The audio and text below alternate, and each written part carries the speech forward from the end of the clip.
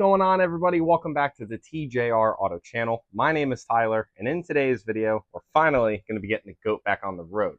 Now, don't get me wrong, this car is actually very drivable, and up until basically I bought the truck, I was almost daily driving this thing just because why not? But the biggest problem is I can't abuse this car, and that's what this car is built for, obviously. So, we have some white line rear cradle bushings as well as a diff insert.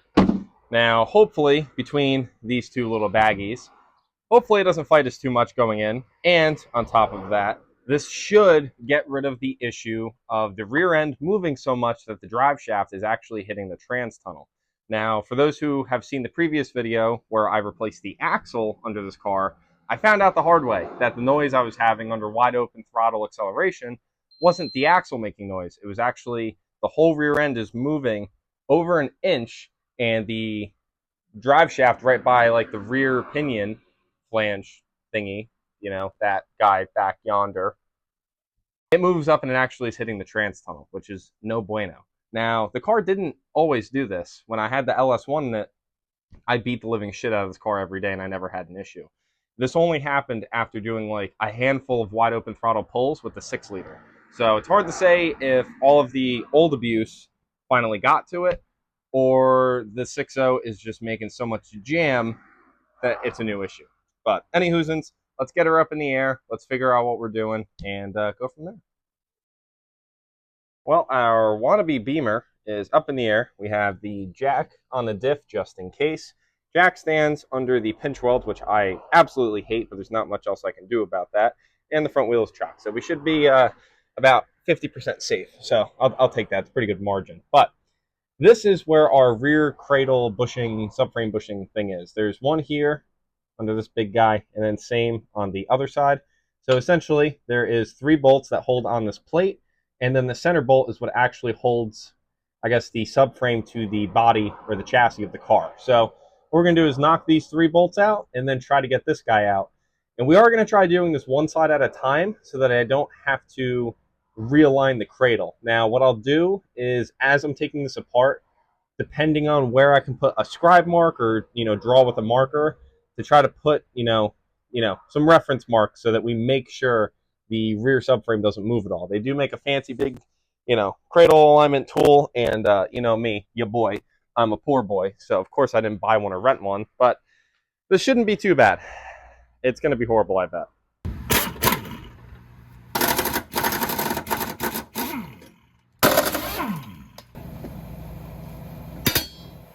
That's fucking scary. Oh, thank God. Oh. Holy shit, that thing's a monster. Well. Yep. And go figure. I don't know if you guys will be able to see it down there. There's a decent chunk of rust on this. Then up here it looks like it had Loctite on it too, so. That was a fight, but it was well worth it. So. Alrighty.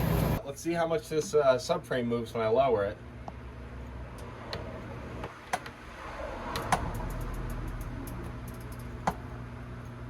That moves a pretty good bit. So that gives us plenty of room now to be able to get a socket between the body and the subframe bushing, and then we'll use the jack to push up on the subframe and hopefully, problem-free, worry-free, pop that bushing right back out. Oh, that's oh, she's coming right out. Look at that. Oh, look at that. How would you just look at it?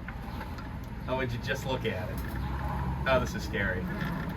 Come on, baby, come out. Oh.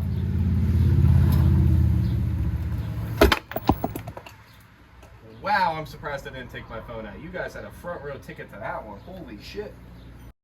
All right, so here's a little side-by-side comparison, obviously the Freshie versus the Oldie.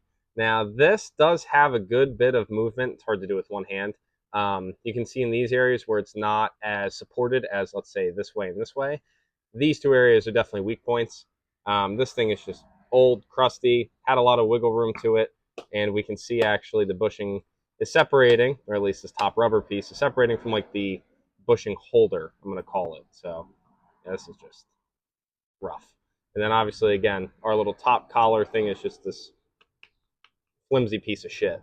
The new one seems to be pretty solid. I can move the outside of it by hand. The inside, though, I can't get any movement out of where the bolt actually goes through the sleeve. So I do like that. And the top collar is nice and much thicker than the old one. I mean, you can just tell. Look at the thickness of that. Look at the thickness of that. So I think we'll be in good hands running this setup. So now what I want to do is clean up the inside of the subframe where this was sitting. As we can see all these ridges around this rubber. It didn't necessarily leave any issues on the subframe itself, but I figured the cleaner the surface is, we'll probably grease it up a little bit, grease up this, and then we get to drive this in, reinstall our bolts, and then move on to the next side. Doing some light 180 grit on the inside, I guess like the mating surface between the bushing and the subframe. Clean that up pretty good. Same with the top where that top hat's going to be sitting.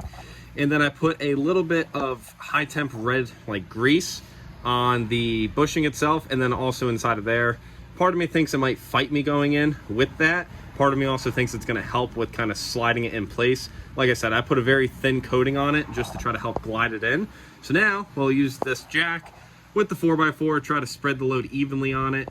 And yeah, let's hope something bad doesn't happen. Slow and steady wins the race. Oh, there we go. Okay, that's a problem. Let's do this. All right.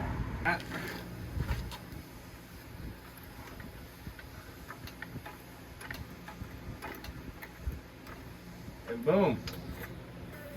New bushing is installed. Now, grab our top hat piece. I know for the GTOs, we use the thicker one. The kit actually comes with the thinner one. I think that's only for like a V6 model. So then I'll kind of pull down on the subframe. Slide this hoochie mama in.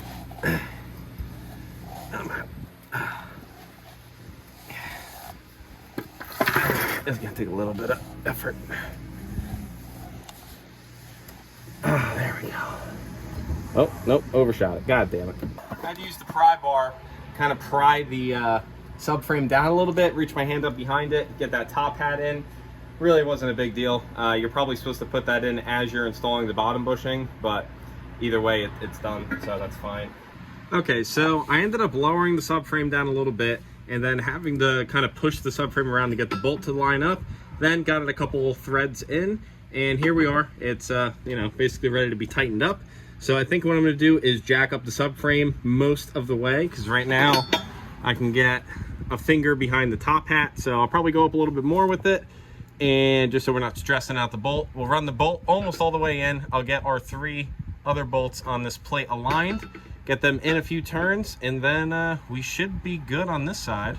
So for the center bolt, we want 99 foot-pounds, and then for the 3 outer bolts, we're looking for 55 foot-pounds. I checked it with the torque wrench. It clicks because, you know, I ran everything in with the impact, and then as soon as it touched with the impact, I did it by hand just to make sure that wasn't going to snap or break anything, make sure, you know, it felt nice going in. So we should be good here. Let's go get the other side done. Then we have to do the diff mount, and then let's go abuse the living shit out of this car and see if our issue goes away.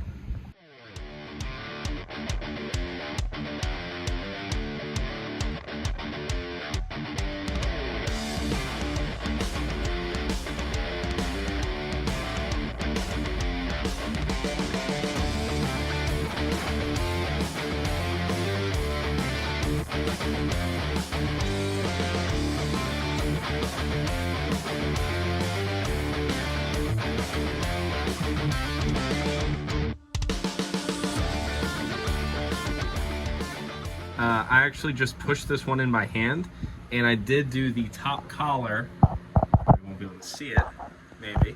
I did the top collar before I pushed this one in, but like I said, I just put a little bit of grease on it, and it pushed right in, no problem. Didn't even have to use the jack. So now let's get her aligned, let's get the bolts in, and we should be done with this job.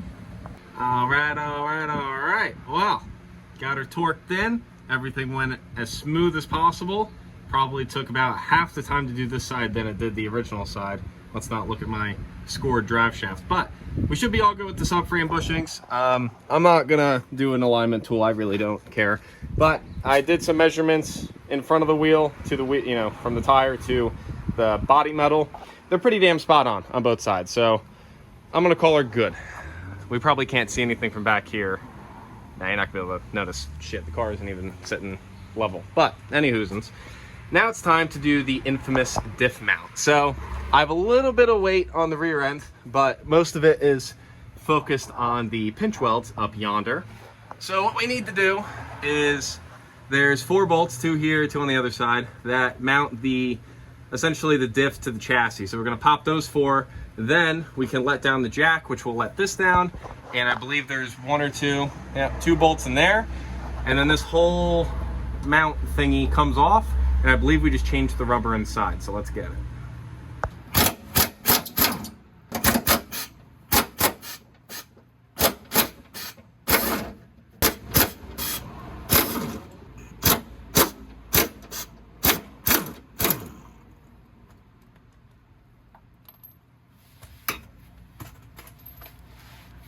Now,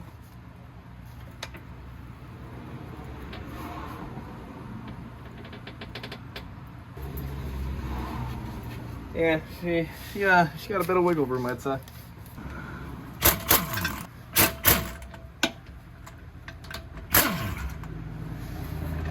Alrighty.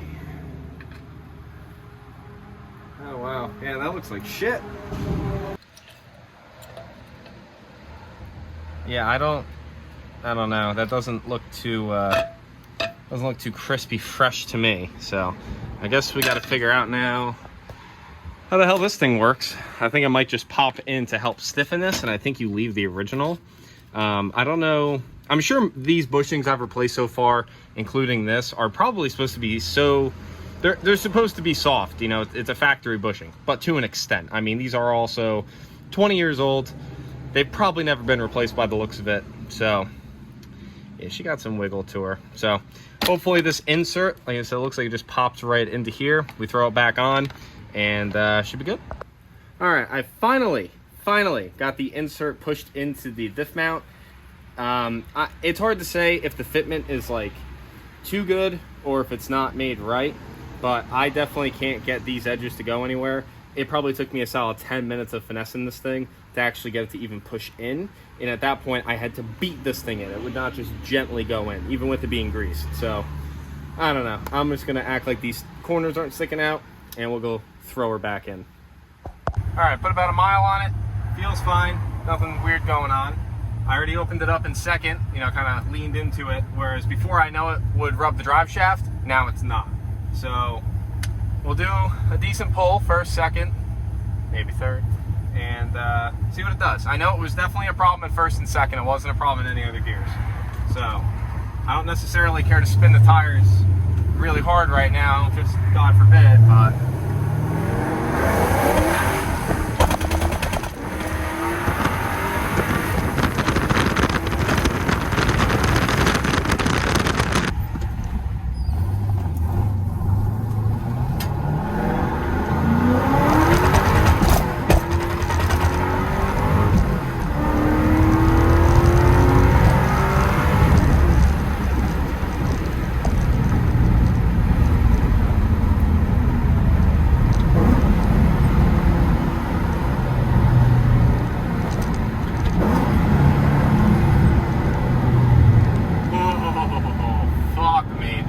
this fucking thing scares me, honestly. I couldn't tell, it felt like it was spinning. The rear end kind of felt like something back there. I know it obviously tried to hop, but my lord, this thing's disgusting. I love it. Alrighty guys, well that's where we're going to be wrapping up today's video. I wish I had a little bit more time to get some more videos of me abusing the living hell out of this car, you know, as anybody would want to see, but time's a little, we're in a little bit of a time crunch this week. Got a lot of stuff going on. So got a couple pulls for you guys, and showed you guys that it really isn't rocket science doing these bushings. I know some people make it out to be some crazy thing, but it really wasn't that bad after all. Obviously, again, 20-year-old car with a lot of abuse under its belt. 20-year-old bushings with 20-year-old bolts and 20-year-old holes with 20-year-old grime and thread locker. It's, you know, put up a little bit of a fight, but it really was not bad at all. Definitely could see why a lot of people recommend that. That's one of the first things you do when you own one of these cars, because they're probably going to be torn out like how mine were, and then just cause issues down the road like mine was. So As always, it's great to be back behind the wheel of this beast and be able to daily drive it and just have my fun with it. That's what this thing was built for, and it's nice to have the hard work pay off. But anyways, that's where I'm going to be wrapping it up. Thank you guys so much for tuning in to today's video. If you guys want to see some more content, make sure you sub, drop a like, drop some comments down below. I'll catch you guys in the next one.